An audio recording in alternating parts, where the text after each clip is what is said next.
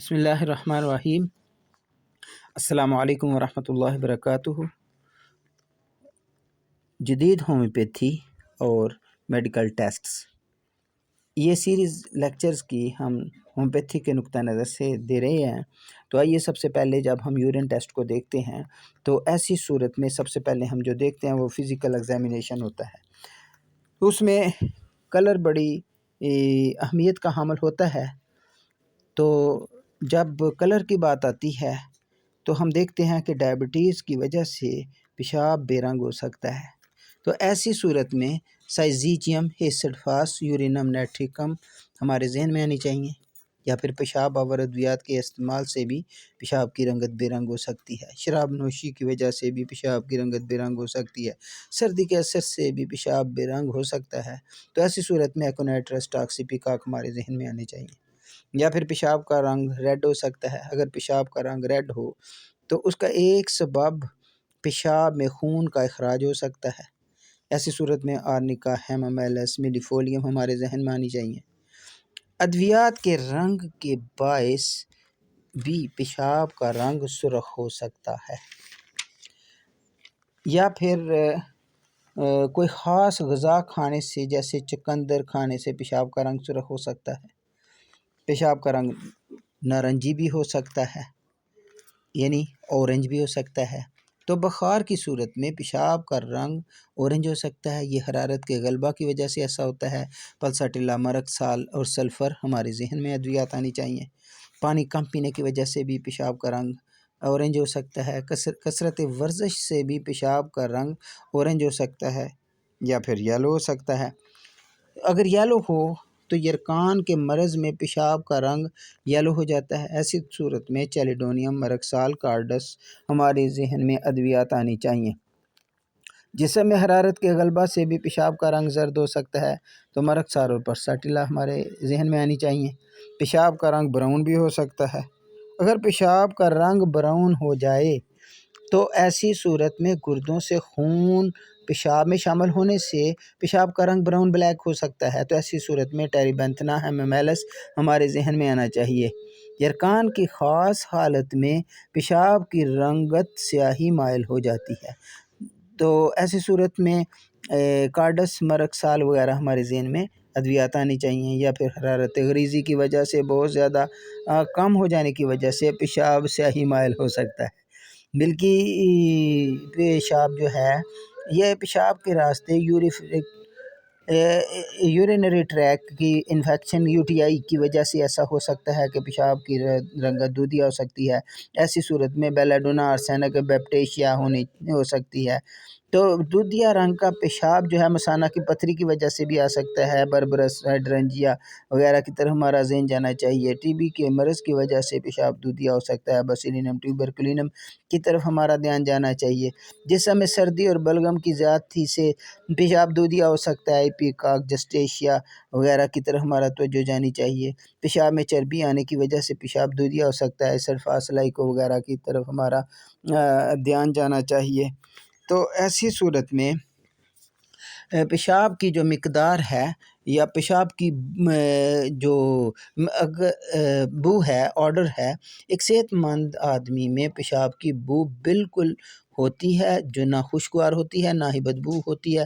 یہ امونیا جیسی ہو سکتی ہے۔ یہ بو پیشاب میں یوریا کی وجہ سے ہوتی ہے۔ کسی طرح کے انفیکشن کے باعث ناگوار بو آ سکتی ہے۔ آرسینک، بیلاڈونا، ہائپر سلفر کی طرف ہماری توجہ جانی چاہیے۔ اور یہ غذائی اجزاء کی خوشبو بھی پیشاب میں آ سکتی ہے۔ ڈائبٹیز کے باعث پیشاب سے میٹھی خوشبو آتی ہے۔ ایسی صورت میں سائزیجیم، یورینم نیٹریکم اور انسولینم ہمارے ذہن میں آنی چاہیے۔ اور اسی طرح کثافت یعنی اسپیسیفک گریوٹی جو ہے، اس کی جو ہے ایک صحت مند آدمی میں 1010 سے 1025 ہوتی ہے۔ اس میں مختلف چیزوں کی کمی یا زیادتی ہو سکتی ہے۔ پیشاب کی کثافت پر بہت زیادہ انحصار گردوں کے فعل پر ہوتا ہے۔ اس کو جب کثافت اضافی بعض حالات میں جب بڑھ جاتی ہے تو زیادہ پیشاب آنے سے، پانی کی کمی ہو جانے سے کثافت بڑھ سکتی ہے۔ تیز بخار کی صورت میں پیشاب کی کثافت بڑھ سکتی ہے۔ تو تیز بخار کی صورت میں پیشاب کی کثافت بڑھ سکتی ہے۔ برائیونیا، رسٹاکس، جلسیمیم وغیرہ کی طرف ہماری توجہ جانی چاہیے۔ پیشاب جو ہے گردوں کے امراض کی وجہ سے پیشاب کی کثافت بڑھ سکتی ہے، تو ایلسیرم ویسیکیریا اور زنجیبر کی طرف ہمارا دھیان جانا چاہیے۔ اس حال آنے کے باعث ہماری کثافت بڑھ سکتی ہے، تو کروٹن ایلوڈ اور آرسینک کی طرف ہمارا دھیان جانا چاہیے۔ ڈائبٹیز میں کثافت بڑھ جاتی ہے، ایسڈ فاسنیٹم سلف وغیرہ کی طرف ہماری توجہ جانی چاہیے۔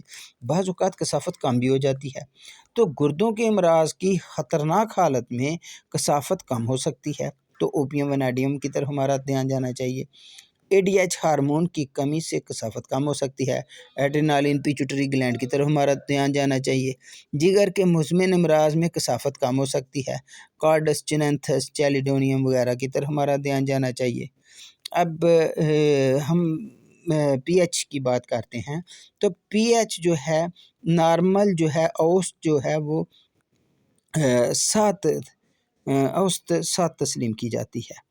تو اگر پی ایچ کی جو ہے 4.6 سے 8 تک وہ پیشاب کی نارمل گنی جاتی ہے۔ حاصلات کے تحت یہ کم یا زیادہ بھی ہو سکتی ہے۔ پی ایچ کی کمی اگر ہو جائے، اگر پی ایچ 4.6 سے کم ہو جائے تو یہ تیزابیت کے بڑھ جانے کی طرف اشارہ ہوتا ہے۔ کسی سبب سے تیزابیت بڑھ جانے سے پی ایچ کم ہو جاتی ہے، تو بورکس پلساٹیلا کی طرف ہمارا دھیان جانا چاہیے۔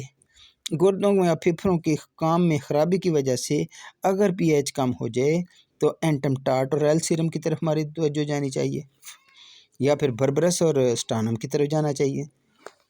بچوں میں بخار کے باعث پی ایچ کم ہو جاتی ہے، تو ایکونیٹ بیلاڈونا کیمومیلا کی طرف ہمارا دھیان جانا چاہیے۔ ڈائبٹیز کی وجہ سے پی ایچ کم ہو جائے تو ایسڈ فاسکاسٹیکم انسولینم کی طرف ہمارا دھیان جانا چاہیے، لیکن پی ایچ بڑھ بھی سکتی ہے۔